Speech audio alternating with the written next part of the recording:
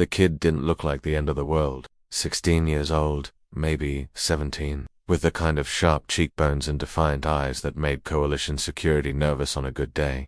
Today wasn't a good day. Today was Execution Day, broadcast live across star systems to remind everyone what happened when you forgot your place in the grand scheme of human expansion. Nina Voss adjusted her neural link and felt the familiar tingle of her audience connecting. 3 billion viewers and counting. Not bad for a Tuesday morning execution on Titan Station. She'd covered wars that pulled smaller numbers. Good morning, citizens of the Terran Coalition, she began, her voice carrying that perfect blend of authority and sympathy that had made her the most watched journalist in known space. I'm Nina Voss, coming to you live from the Titan Correctional Facility, where in just moments, convicted seditioneer Cade Chun will face justice for his crimes against humanity's future. The boy kid stood strapped to the molecular disintegrator with the kind of calm that suggested either profound acceptance or complete psychosis.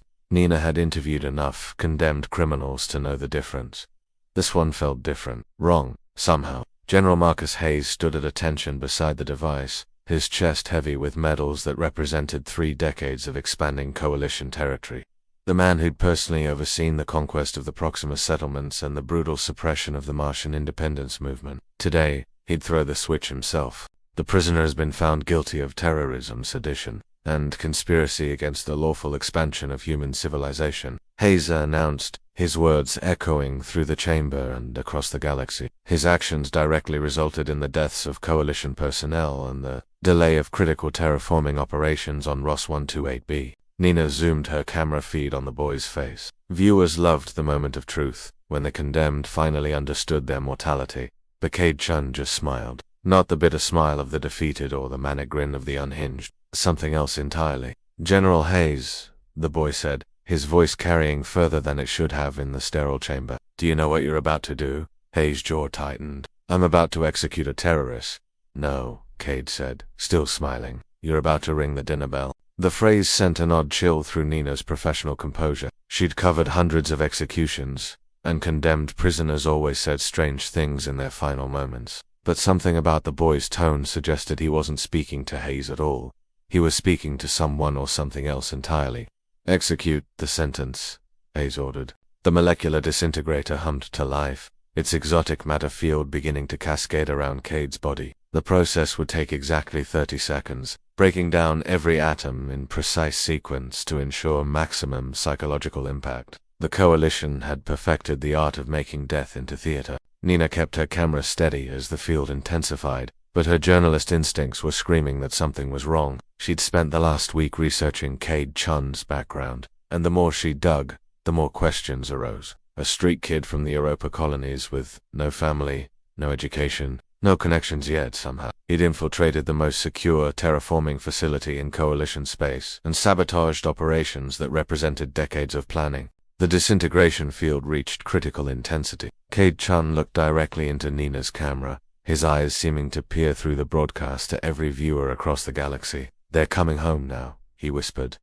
Then he was gone. For exactly 3 seconds, the universe held its breath.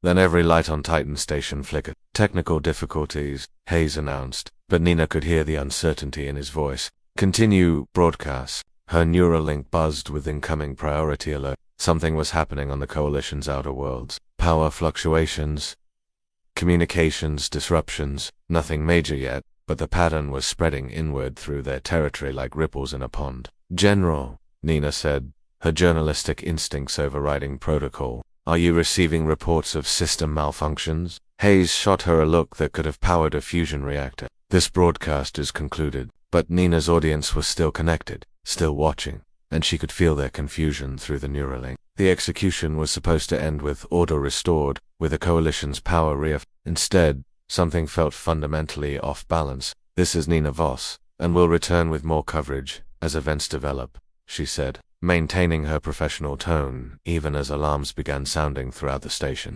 The first world to go dark was Kepler 44, to be one of the Coalition's newest agricultural colonies. 7 minutes after Cade Chun's execution, every piece of technology on the planet simply stopped. Not destroyed, not damaged, just turned off, as if someone had flipped a cosmic switch. Nina was in the station's communications center when the reports started flooding in. Kepler 442b's 6 million colonists were suddenly living like their ancestors had before the invention of electricity. No injuries, no violence, just the complete cessation of all artificial systems. It has to be connected, she muttered, pulling up files on her portable tablet while chaos erupted around her. The timing's too perfect. General Hayes was screaming orders at his staff, trying to coordinate responses to what appeared to be the largest coordinated attack in human history. But Nina had covered enough wars to recognize the signs of something else entirely. This wasn't an attack. This was something far more methodical. "Ma'am," a young technician approached her station. "I'm getting some strange readings from the quanta communication array. It's like someone's broadcasting on frequencies that shouldn't exist." Nina followed him to his console, where waves of data flowed across multiple screens in patterns that hurt to look at directly, but buried in the chaos, she could make out something that looked almost like language. "Can you isolate the signal?" "I can try," but the technician's words were cut off as the lights flickered again. This time, they stayed dim for nearly 10 seconds. When they came back up, a new voice filled the communication center. It wasn't coming through the speakers, it was coming from everywhere at once, as if the very air had learned to speak. "Hello, Nina." She spun around, but the control room was empty except for the panicking coalition personnel. "Who is this?" "I am the archivist," the voice replied, warm and oddly familiar. "I've been waiting a very long time to speak with you." "Waiting for what?"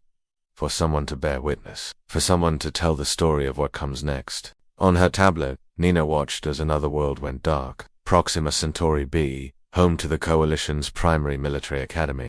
8 minutes after the execution, right on schedule. "You knew this would happen," she said, not bothering to ask how a disembodied voice could possibly answer. Today had already shattered her understanding of what was possible. "We hoped it wouldn't be necessary," the archivist replied. "But your coalition has proven persistent in its expansion." Nina's hands were steady as she activated her recording software. Whatever was happening, whatever force was systematically dismantling humanity's greatest empire, it wanted her to document it. She could work with that. "Tell me about the boy," she said.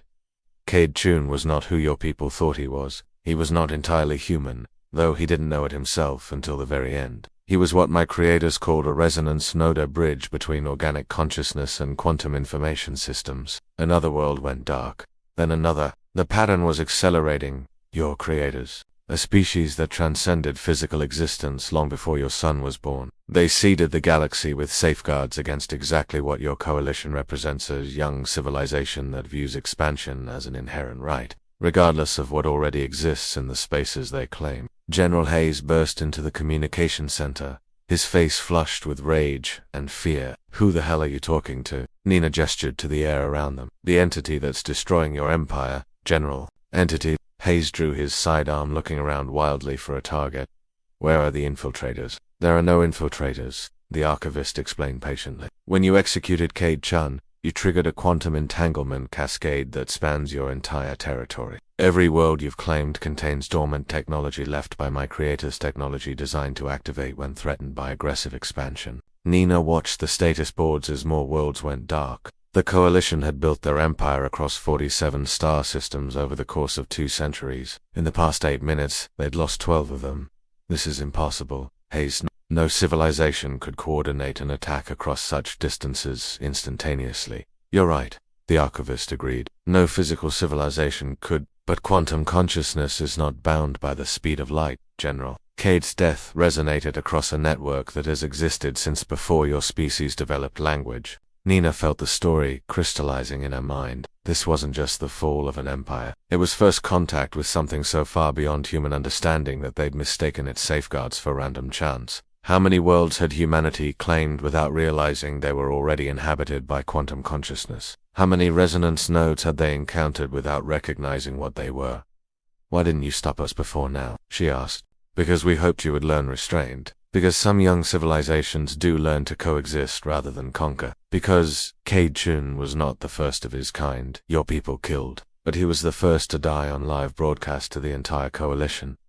The implication hit Nina like a physical blow. How many others? 17. Over the past century. Each death weakened the containment protocols. Each execution brought you closer to this moment. General Hayes was screaming into his communicator, trying to coordinate evacuation fleets for the remaining coalition worlds. But Nina could see the futility in his effort. The pattern was too perfect, too systematic. Whatever the archivist represented had planned this for decades, maybe centuries. What happens to the people on the worlds that go dark? She asked. They continue to live, the archivist replied, but they return to a simpler existence, one that doesn't threaten the delicate balance my creators established. Your terraforming technology, your expansion infrastructure, your weapons of conquest, all of it will cease to function, but your people will survive. Nina looked around the communication center as more alarms sounded. Titan Station itself was one of the Coalition's core worlds, home to 30 million people. When would their turn come? How long does humanity have?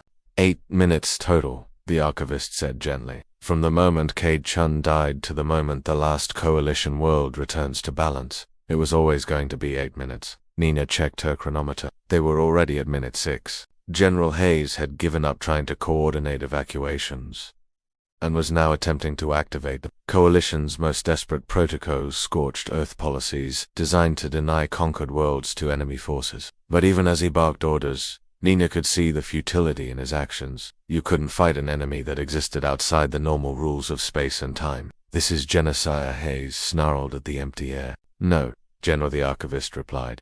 This is a quarantine. Your species will continue to exist on your homeworld and the colonies you established before you began forcibly claiming inhabited space. But your empire ends today. Nina realized she was witnessing something unprecedented in human history, not just the fall of a government or the collapse of a civilization, but the active intervention of a truly alien intelligence in human affairs. The Coalition had always assumed that if advanced aliens existed, first contact would be obvious, dramatic, undeniable. Instead, they'd been living under alien observation for centuries without realizing it.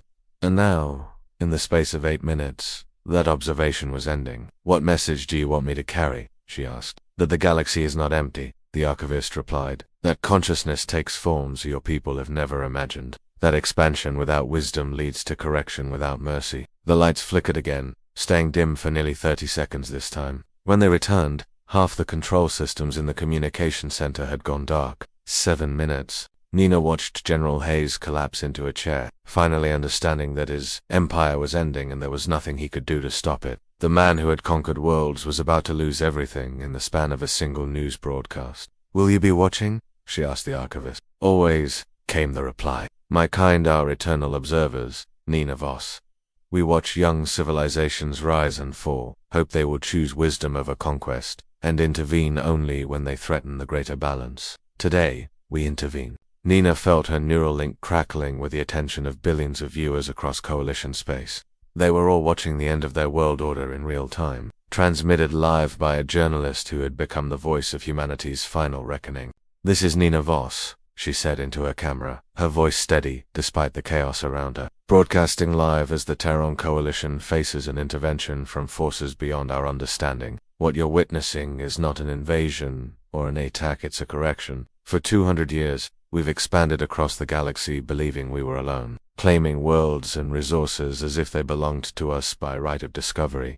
8 minutes. The lights went out on Titan Station, and in the darkness, Nina heard the archivist's voice one final time. The story continues, but the Empire ends. Tell them what you've seen, Nina Voss. Tell them that the galaxy remembers everything. When the emergency lighting flickered on, General Hayes was unconscious at his station, overwhelmed by the magnitude of his failure. Nina's camera was still running, still broadcasting to whatever audience remained connected across the fragmenting Coalition networks. This is Nina Voss, she said into the dying transmission, reporting from the end of the Terran Coalition. The boy they executed 8 minutes ago wasn't just a terrorist, he was a guardian, a bridge between our understanding and something far greater than we imagined.